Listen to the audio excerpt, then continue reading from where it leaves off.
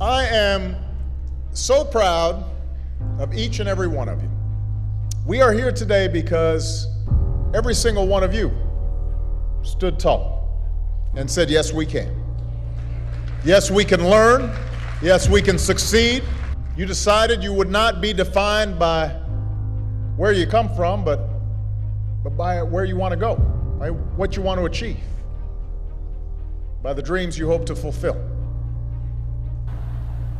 For we gather here tonight in times when the very foundations of our lives, the old order has been shaken. The old ideas and institutions have crumbled, and a new generation is called upon to remake the world.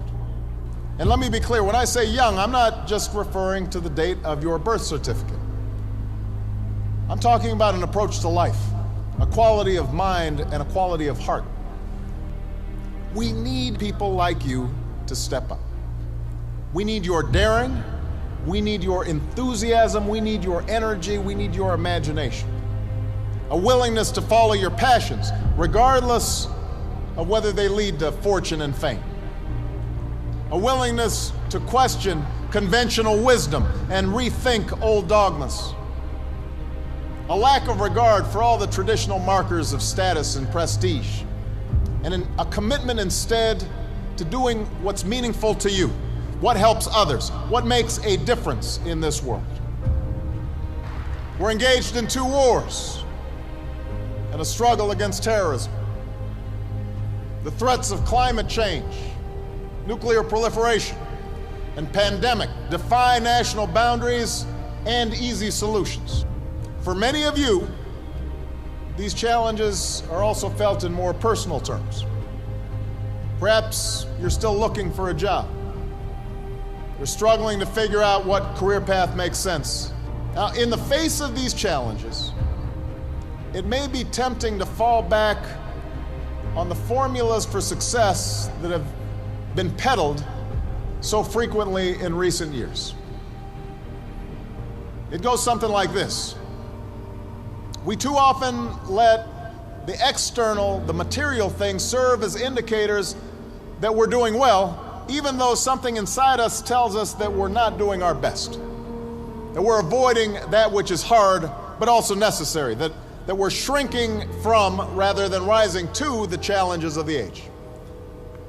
And the thing is, in this new hyper-competitive age, none of us can afford to be complacent.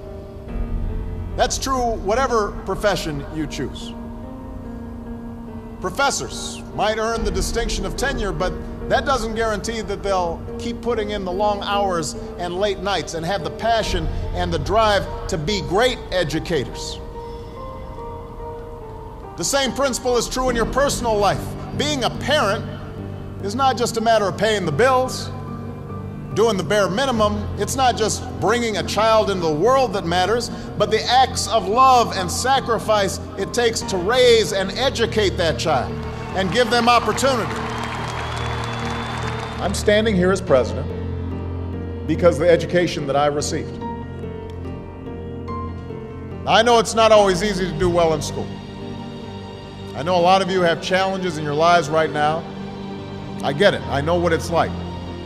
My father left my family when I was 2 years old, and I was raised by a single mom who had to work and who struggled at times to pay the bills and wasn't always able to give us the things that other kids had. There were times when I missed having a father in my life. There were times when I was lonely and I felt like I didn't fit in. So I wasn't always as focused as I should have been on school, and I did some things that I'm not proud of, and I got in more trouble than I should have.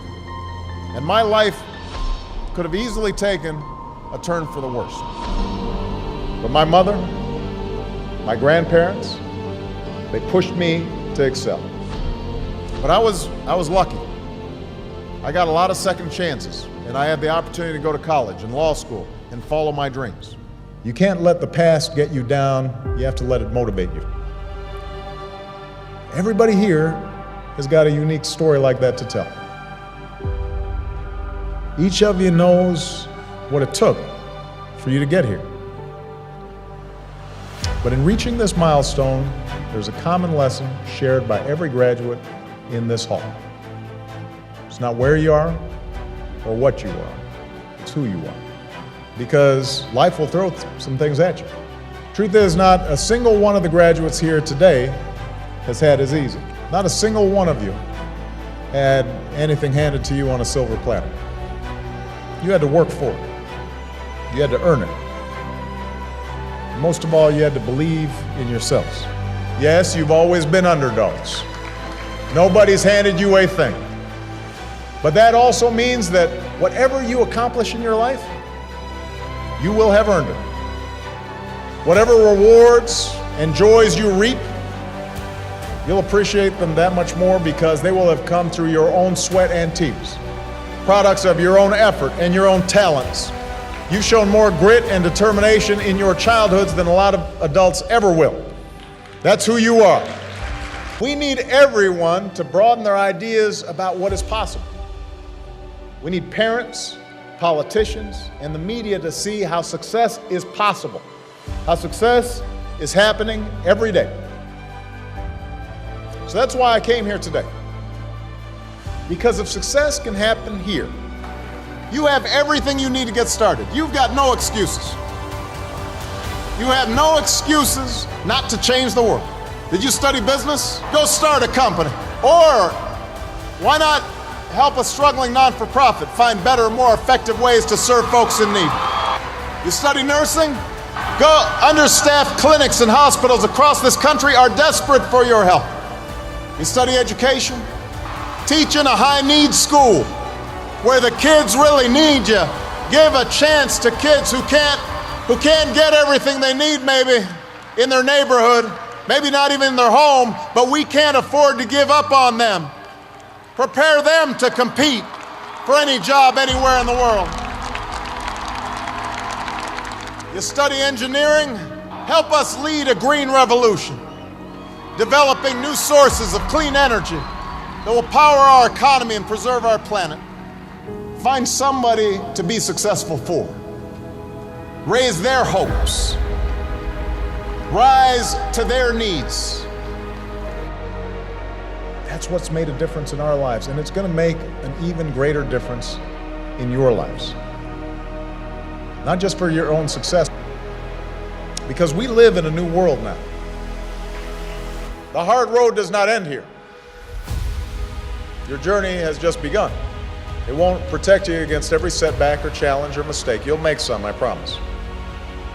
You're going to have to keep working hard. You're going to have to keep pushing yourselves. And you'll find yourself sometime in situations where folks have had an easier time. They're a little bit ahead of you, and you're going to have to work harder than they are. And you may be frustrated by that. You may have setbacks and you may have failures, but you're not done. You're not even getting started. And if you ever forget that, just look to history. Colonel Sanders didn't open up his first Kentucky Fried Chicken until he was in his 60s. Winston Churchill was dismissed as little more than a has-been who enjoyed scotch a little bit too much before he took over as Prime Minister and saw Great Britain through its finest hour. When you read a great story or you learn about an important moment in history, it helps you imagine what it would be like to walk in somebody else's shoes, to know their struggles. Each of them, at one point in their life, didn't have any title or much status to speak of, but they had passion, a commitment to following that passion wherever it would lead, and to working hard every step along the way. But if you do push yourselves, if you build on what you've already accomplished here, then I couldn't be more confident about your futures. I'm hopeful and I'm excited about what all of you can achieve. And I know that armed with the skills and experience and the love that you've gained, you're ready to make your mark on the world. So thank you. Thanks for inspiring me. I know starting your careers in troubled times is a challenge, but it is also a privilege. Because it's moments like these that force us to try harder and dig deeper and to discover gifts we never knew we had, to find the greatness that lies within each of us. So don't ever shy away from that endeavor. I can promise that you will be the better for that continued effort. Congratulations. God bless you.